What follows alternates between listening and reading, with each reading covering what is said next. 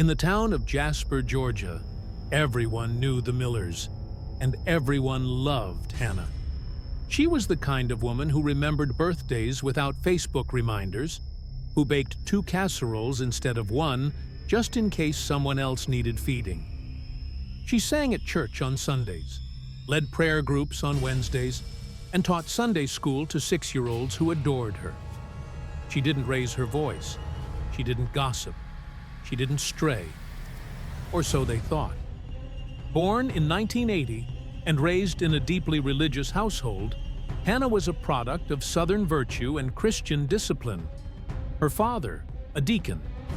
Her mother, the quiet kind of saint who served everyone but herself. Their family didn't just attend church, it was the center of their world. From the age of 8, Hannah memorized verses instead of song lyrics. At 13, she vowed to wait until marriage. At 16, she volunteered every weekend at the church pantry. She was taught to be good, obedient, forgiving. But being good doesn't mean life won't tempt you. In the summer of 2003, at a church retreat just outside Macon, Hannah met Paul Miller, a man her parents would have warned her about if he hadn't been holding a Bible. Paul was older, confident. He had that magnetic, wounded charm that made women lean in. He was recovering from a breakup, and you could see it in his eyes. A mixture of pain and pride, the kind that draws some people like a flame. To Hannah, Paul was exciting. The way he challenged her thoughts, the way he asked deep questions after Bible study, the way his hand lingered on her shoulder just a second too long. They were both vulnerable. And that summer, for a moment, just a moment, faith gave way to feeling. The affair was brief. 2 months of long talks and soft secrets, of kisses she told herself not to remember. And then it ended. Paul moved on, told himself it was a mistake, buried it like a bad dream. But for Hannah, the guilt was a living thing. She cried for days, prayed until her voice broke. And when her parents asked if something was wrong, she smiled through it. Because how could she tell them? How could she say she'd done the one thing they taught her never to do? She promised God it would never happen again. She meant it. But God wasn't done testing her. Later that year, Hannah met Sam Miller, Paul's younger brother. At first, she didn't make the connection. Sam was gentle where Paul was intense, quiet, steady. He didn't challenge her. He grounded her. They bonded quickly, over scripture, over music, over their shared love of early mornings and strong coffee. When Hannah finally met his family and saw Paul standing there in the doorway, time slowed. Their eyes locked for half a second. And in that half second, both of them knew, if Sam ever found out, everything would fall apart. But no one said a word. Not Paul, not Hannah. They nodded, smiled for the cameras, and agreed to forget. In 2005, Sam and Hannah were married under a white wooden arch at the edge of a lake. Their vows echoed through the trees. Paul was his brother's best man. Hannah's hands didn't shake, but deep in her chest, the secret throbbed like a wound stitched shut too soon. To everyone watching, it looked like a perfect beginning. But what they didn't know was that this marriage had already been built on broken ground. By all accounts, Paul Miller moved on. He dated, changed jobs, bought a house 30 minutes away from Sam and Hannah. On Sundays, he sat in the same church pew, 2 rows behind his brother's family, and bowed his head when it was time to pray. But if you looked closely, you could see it. A glance too long, a laugh that didn't reach his eyes, a certain edge in his voice when he said Sam's name. Because Paul hadn't moved on. Not really. He told himself it had been nothing. What happened with Hannah? A slip, a temptation, something easy to walk away from. But then he watched her marry his brother. He watched the life he had once tasted become someone else's forever. And slowly, it festered. Paul's own relationships failed, one after another. He blamed bad luck, blamed timing, blamed the kind of women who never measured up to Hannah's grace, her softness, her quiet strength. He tried to ignore the bitterness when Sam got promoted, when Hannah posted pictures of their anniversary on Facebook, when their daughter was born, and Paul stood in the corner of the hospital room holding a balloon and a forced smile. He told himself he was fine, but envy is a slow poison, and Paul drank deeply. By 2010, he was unraveling. He was in debt, living alone, bouncing between jobs and blaming everyone but himself. But even as everything else in his life fell apart, there was one obsession that remained intact: Hannah. He started texting her again. At first, it was casual, polite, just checking in, just thinking of you on her birthday. She responded kindly because Hannah was kind, because she believed in grace and second chances. And maybe, deep down, she still carried that old guilt, the kind that makes you keep the door unlocked even when you know it should stay shut. Then one day, Paul said the words she never expected: "I still think about you." She didn't answer right away, but the silence was enough for Paul to take as a maybe. He pushed, asked her to meet, said it was just to talk, said he needed closure, said it would help him let go. And Hannah, trapped between guilt and fear, between a desire to protect what she had and a wound that had never fully healed, agreed. They met in secret. A single encounter. A mistake. She told herself it would be the last time. But Paul had changed. He wasn't content with memories anymore. He wanted what he thought he had lost, what he believed should have been his all along. And when Hannah tried to pull away, when she told him it had been a mistake, he didn't beg.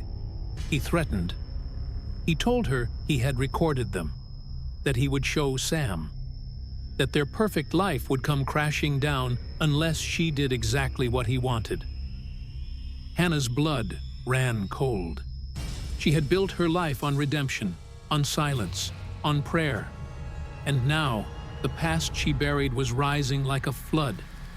For the next few months, she lived in fear, looking over her shoulder, flinching every time her phone buzzed, waking up at night beside a husband who didn't know he was sleeping next to a ticking time bomb.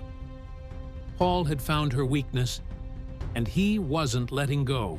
Guilt is a quiet killer. It doesn't always scream. Sometimes it just sits with you, at breakfast, in the car, in the spaces between someone else's laughter, until your soul begins to splinter under its weight. By the spring of 2012, Hannah Miller was disappearing. Not physically.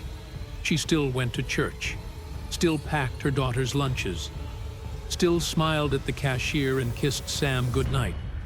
But the light was gone from her eyes. She prayed more than ever, but her prayers felt like echoes in an empty room. She would sit in the sanctuary long after the service ended, eyes closed, lips trembling, not out of devotion, but desperation. Paul's threats had become more frequent, more specific. He sent her the video, a cruel, blurry recording of that night she wanted to forget. He didn't say anything in the message. He didn't need to. The implication was clear. Keep seeing me, or I show him. Hannah was trapped. Every morning, she woke up beside the man she loved. And every day, she lied to his face. She tried to hold it together, for her daughter, for the vows she had made, for the version of herself she still wanted to be. But she was drowning in silence. Sam noticed. He wasn't blind. He knew her rhythms, her habits, her voice. He watched her pull away, day by day. The way she flinched at his touch. The way she stared too long at nothing.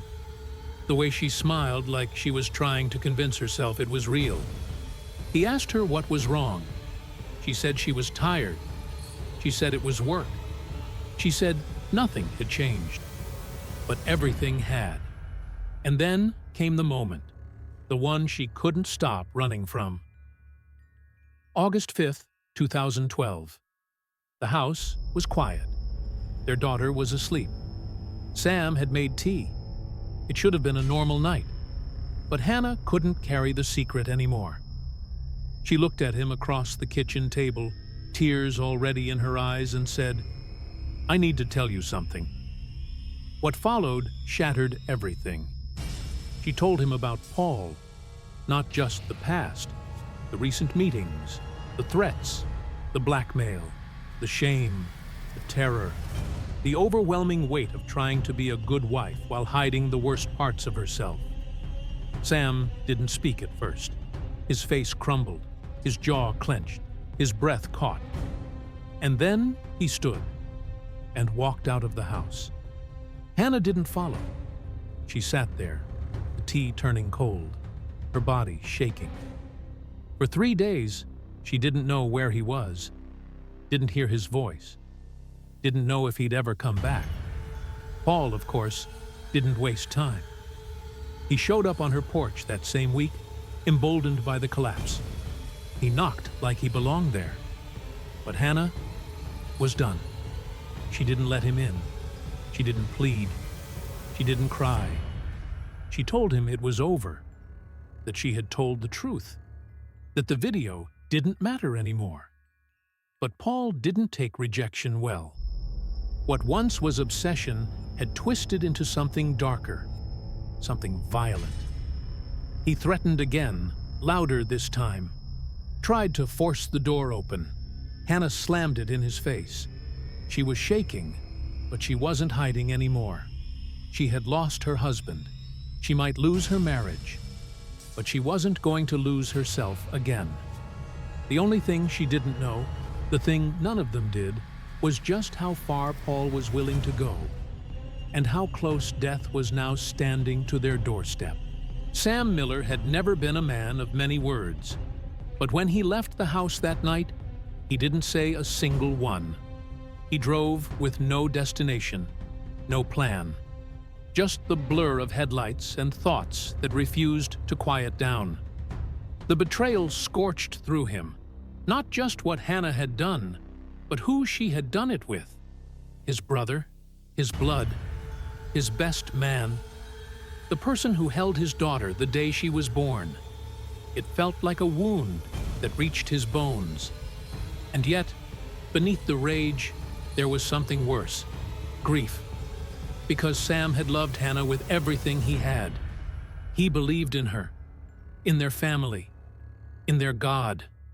He believed that if he just worked hard enough, prayed hard enough, stayed faithful enough, everything would stay whole. But now, it was all ash. For 2 days, he stayed at a motel on the edge of town, ignored his phone, drank too much, prayed too little. He tried to imagine a life without her, and the thought made him physically sick. He didn't know if he could forgive her, but he also didn't know if he could let her go. On the morning of August 10th, he decided. He would go home. He would listen. He would try. Because sometimes, love isn't about forgetting what someone did. It's about choosing to see the person beneath the mistake. He never made it in time. That same night, while Sam packed his bags and rehearsed what he might say, Paul was already moving. He had been drinking again, whiskey this time, straight from the bottle. His mind was a storm of twisted logic and burning jealousy. He told himself it wasn't his fault, that Hannah had led him on, that Sam never deserved her, that if he couldn't have her, no one would. At 9:43 p.m., Paul pulled into the driveway of the Miller house. The street was quiet. The porch light was on. And Hannah was alone. She had just finished putting her daughter to bed. She lit a candle in the kitchen, sat down, and opened her Bible. Not to read, but to steady herself. She still believed, still clung to the idea that redemption was possible, that maybe, by telling Sam the truth, she had taken the first step back toward the light. Then came the knock. Her heart sank. She knew. She opened the door anyway. Paul was already angry, already sweating, his voice sharp. He stepped inside without asking. He said she'd ruined everything, that she had no right to walk away, that he had proof, and she was going to pay. But Hannah didn't cower, not this time. "I'm not afraid of you anymore," she said. Paul snapped. What followed was a blur. Screaming, shoving, desperation. Hannah tried to push him out. He grabbed her by the wrist. She scratched, kicked, broke free. She made it to the kitchen. But Paul was faster. In a moment of blind fury, he grabbed the nearest object, a kitchen knife left drying by the sink. He didn't stop to think. He threw it. And that was all it took. The blade struck Hannah in the back of her neck. She fell to the floor instantly, her body crumpling like paper. Paul froze. Everything went silent. The candle flickered beside her Bible. The clock on the wall ticked on. And the woman who had once been his sin, his secret, his obsession, was gone. He didn't call for help. He ran. 20 minutes later, Sam pulled into the driveway. The porch light still on. The door cracked open. Inside, he found the woman he had nearly forgiven. Face down on the kitchen floor, blood pooling beneath her, the Bible still open to the book of Psalms. She had been waiting for him. And he was too late. The morning after Hannah's death, the town of Jasper woke to sirens and whispers. The police arrived just after 7 a.m., called by a trembling, pale-faced Sam Miller. When they entered the house, they found a crime scene that didn't make sense at first. There were no signs of forced entry, no broken windows, just a woman lying face down in her own kitchen, her Bible open beside her, a knife nearby, and a grief-stricken husband who couldn't stop screaming. Sam was cleared within hours. Neighbors confirmed he hadn't been home that night. His phone records, the motel key card, the credit card receipts, they all aligned. But one name rose quickly to the top of the suspect list: Paul Miller. He had been seen parking on the block. A neighbor noticed him pacing on the front lawn, and when detectives questioned him, his story cracked almost immediately. He denied seeing Hannah, then admitted they argued, then claimed she fell during the fight. But the forensic evidence told a colder truth. Blood spatter suggested force. The trajectory of the knife wound suggested deliberate aim. And then there was the video, the one Paul had used to blackmail her. It was enough. On August 20th, 2012, Paul Miller was arrested for the second-degree murder of his brother's wife. The community recoiled. People who once shook Paul's hand in church now turned their backs. Women who had once flirted with him in the pews now crossed the street to avoid his name. Because what Paul had done wasn't just violent, it was unforgivable. He had desecrated trust, family, faith. The trial began nearly a year later, on September 15, 2013. The courtroom was packed, not just with family and press, but with silence. That heavy kind of silence you only get when a town is watching a mirror crack. Sam sat in the front row, eyes blank, body still. He never once looked at his brother. Paul's defense team argued it had been a moment of passion, a tragic accident, that he'd been emotionally manipulated by Hannah. But the prosecution had the footage, the texts, the threats, the obsession. They painted Paul as what he had become, a man who couldn't let go, a man who mistook control for love. A man who killed the woman he once claimed to cherish, all because she chose someone else. Emma, Sam, and Hannah's daughter sat outside the courtroom with her aunt, coloring. She was too young to know the word blackmail, too innocent to understand why everyone kept asking about Uncle Paul. She just wanted her mom back. On October 20th, 2013, the jury delivered their verdict. Guilty. Paul was sentenced to life in prison without the possibility of parole. He showed no emotion, no tears, no apology. When the judge asked if he had anything to say, he simply shook his head. Sam didn't wait for the bailiff to take him away. He stood up, walked out of the courtroom, and never looked back. Grief doesn't end with a verdict. The house on Pine Ridge Drive was sold a year later. Sam moved out of state. He wanted to give his daughter a new start, one without church whispers or pitying eyes. But the story followed them. Not in headlines, but in the way Sam carried himself. In the quiet pauses during bedtime stories. In the nights when he sat alone on the porch, staring at a sky he once prayed under, wondering if Hannah could see him. He never remarried. Some said it was because of guilt. Others said it was loyalty. But the truth was simpler. Some wounds don't close. They just stop bleeding. The church held a memorial for Hannah a year after the trial. Her old Sunday school kids painted a mural in her honor, soft brush strokes of lilies and verses from Psalms. It didn't bring her back, but it reminded people, briefly, that even the kindest souls can be broken by secrets. And sometimes, the ones we trust most are the ones who do the most damage.